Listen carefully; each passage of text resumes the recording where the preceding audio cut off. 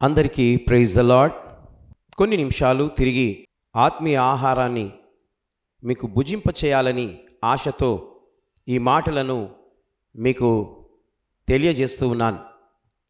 కనుక ప్రియమైనటువంటి దేవుని బిడ్డలారా, ఈ రోజున దేవుడు నీకు దేవుడై ఉంటే జరిగే కార్యాలేవనగా ఒక ప్రశ్న. యేసుక్రీస్తు ప్రభుల వారు మీకు దేవుడై ఉంటే ఆయన ఎలాంటి కార్యాలు చేస్తాడో, ఏ విధంగా మిమ్మలను ఏర్పరచుకుంటాడో, ఏ విధంగా మీకు ధైర్యాన్ని చెప్తాడో అలనాడు ప్రవక్త అయిన యెషయా పలికిన మాటలు మరొకసారి మనము జ్ఞాపకం చేసుకుందాం. దేవుడు తనను ఏ విధంగా బలపరిచాడో ఈ మాటల ద్వారా మీరు వినాలని ప్రభు పేరట మనవి చేయుచున్నాను. దేవుడు ఇశ్రాయేలులో గొప్ప సంబంధము కలిగి వివరించాడు. ఈ ఆదరణకర్త మనకు ఎలాంటి మాటలు పలకడము జరిగిందో యెషయా గ్రంథం 41వ అధ్యాయం 10వ వచనంలో మనము చదువుకుందాం. ఈ విధంగా వాక్యం చెప్తూ ఉంది: బూదిగంతంలో నుండి నేను పట్టుకొని దాని కొనల నుండి పిలుచుకొనిన వారలారా, నీవు నా దాసుడవనియు నేను నిన్ను ఉపేక్షింపక ఏర్పరచుకొంటిననియు నేను నీతో చెప్పియున్నాను. నీకు తోడయున్నాను, భయపడకము, నేను నీ దేవుడనయ్యున్నాను. దిగులు పడకము, నేను నిన్ను బలపర్తును. నీకు సహాయం చేయువాడను నేనే. నీతి అను నా దక్షిణ హస్తముతో నిన్ను ఆదుకొందును.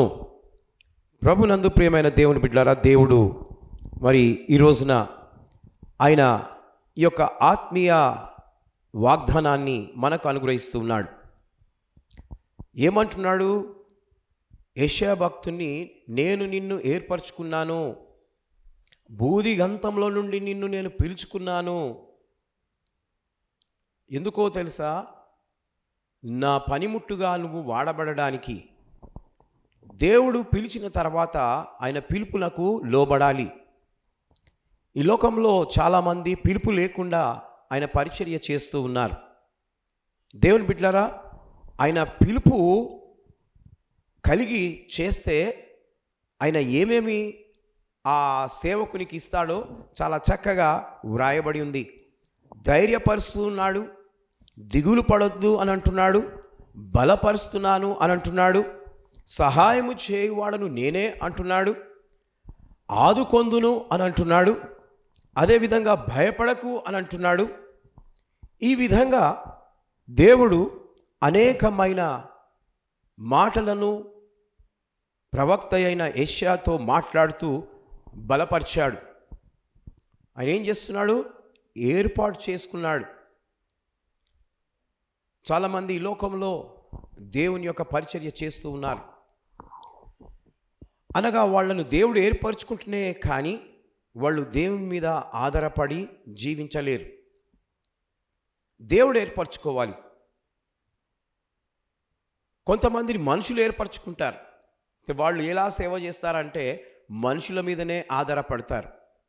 దేవుని బిడ్డలారా, ఆ విధంగా మనుషుల మీద ఆధారపడేవారు వాళ్ళ గమ్యం ఎక్కడవుతుందో, ఎప్పుడు ఏమవుతుందో తెలియదు. చాలామంది దేవుని సేవకులుగా సేవ కొన్ని రోజులు చేసి ఆపేసుకొని ఉద్యోగాలు చేసుకొని భ్రష్టులై జీవిస్తూ ఉన్నారు. వాళ్ళు దేవుని చేత ఏర్పరచుకొనలేదు.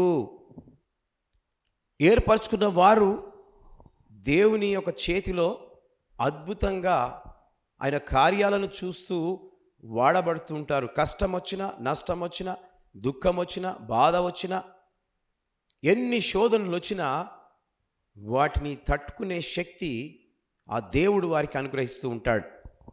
కాబట్టి దేవుడు ఈ మాటలను ఆ ఇజ్రాయెల్ ప్రజలకు తెలియజేస్తూ ఏర్పరచుకుంటున్న వారి విషయమై ఆయన మాట్లాడుతూ ఉన్నాడు. కాబట్టి ప్రియమైన దేవుని బిడ్డలారా, ఇజ్రాయేలు గొప్పవారని కాదు, కానీ దేవుడు అబ్రహామును బట్టి వారిని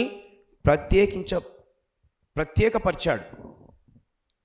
ఇప్పుడు క్రీస్తునందు విశ్వాసం ఉంచువారు దేవుని పిల్లలే గనుక నేడు నీవు విశ్వాసము ద్వారా దేవుని కుమారునివిగా కుమార్తెవుగా జీవించాలని నిన్ను ప్రత్యేకపరుస్తూ ఉన్నాడు. నిన్ను బలపరిచి శక్తినిచ్చి సంరక్షిస్తూ నిన్ను ముందుకు నడిపిస్తాడు. కాబట్టి దేవుడు నీకు దేవుడై ఉంటే ఆయన అనేక కార్యాలు చేస్తాడని ఈ మాటలు మీకు తెలియజేస్తూ ముగిస్తున్నాను. దేవుడి మాటలు దీవించి ఆశీర్వదించునుగాక. May God bless you.